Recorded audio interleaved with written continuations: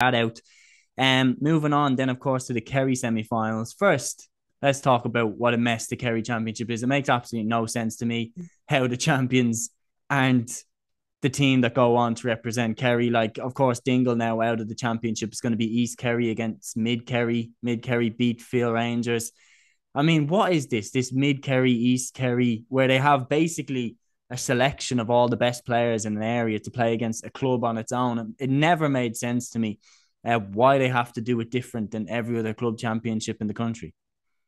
Yeah, and look, I was trying to even before we went on here, I was trying to look up the ramifications of it as well. Was that who's actually going to represent Kerry in Munster now as well? And that I assumed that'd be Dingle because they went the furthest in the championship and that they're the only club left in the Kerry Championship. But I actually don't even think I think It's the winner Cairns of the early O'Rahilly's, I believe. parents O'Reilly after winning the early championship apparently are going to represent them in Munster now or something. But look, it doesn't really make any sense to me. And that look, if Dingle hadn't kind of like conceded the wonder score to Paul Murphy, I suppose at the end, and then it got through the final, and then ultimately they probably would have been favourites against Mid Kerry, I'd say, in the final. And so if Dingle has won that, then they are representing Kerry in Munster. But like it doesn't. I don't know. I don't think it's the greatest model ever now as well, and it must be a bit of a sickener, I think, for Dingle that after training so hard for the likes of Paul Gainey, Thomas Sullivan, these fellas, all the Gainies, I suppose, that these kind of top players that they've been denied kind of a club championship because they've come up against an East Kerry side like the Harlem Globetrotters with the two Cliffords, the Paul Murphy, it's just Pa And they Warren, got these Paul type of O'Shea players. on the bench. Paul O'Shea off the bench, yeah. And look, it's and there's young O'Sullivan as well, Donald O'Sullivan as well, who's a top player as well, coming off the bench with about 10 minutes to go. Look, it's just it does seem mad, and it kind of yeah. I know. Look, it's good that intermediate and junior players are getting to compete in the senior championship as well, but I don't see why it can't be like every other county where, well, pretty much every other county that look.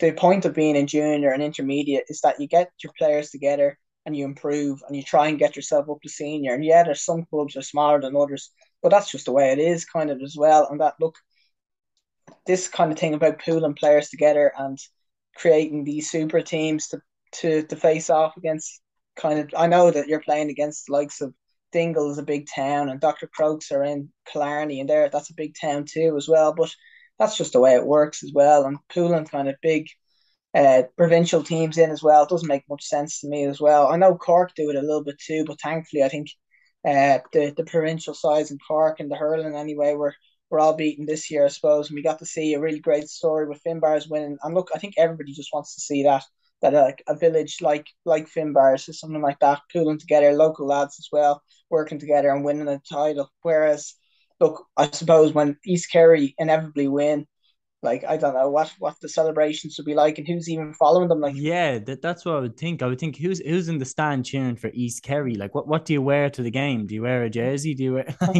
wear do you find a hat that's the color of the team? Like, I don't understand really, you know.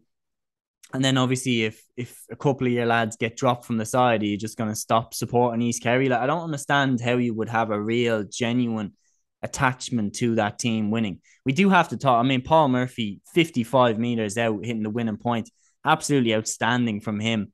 But who are you backing in the final now? East Kerry or Mid Kerry? I'm definitely leaning towards East Kerry. Obviously, the Harlem Globetrotters with the Cliffords and so on, but I'm definitely going East Kerry for this.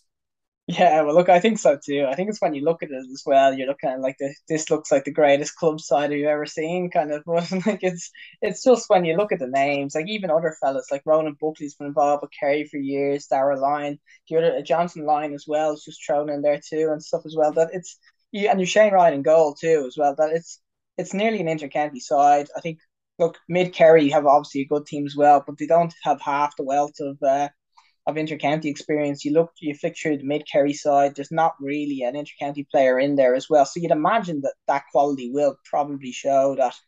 I think that look that East Kerry and those type of players that they have available in there should probably come out on top. I'd imagine, but again, though, the other dynamic is that what we can't add up there is that when it comes to provincial sides is how well. Oh, and the other sorry, I meant to say as well, James O'Donoghue's the other fella in there that we forgot to say as Just well. That's footballer of the throw year, why not? Yeah. yeah, just throw him to the mix as well. Actually, he's just slipped under the radar there as well. But the other thing is like we have to kind of factor in like do they gel, do the players actually get on as well and stuff as well. So that's another thing as well that we can't really speculate on what the harmony I suppose between all these lads is like. I don't know if that's a factor, but if you're going based off paper, I suppose as well, you'd have to imagine that look, East Kerry should probably have too much for Mid Kerry just based on the sheer talent that they have in there.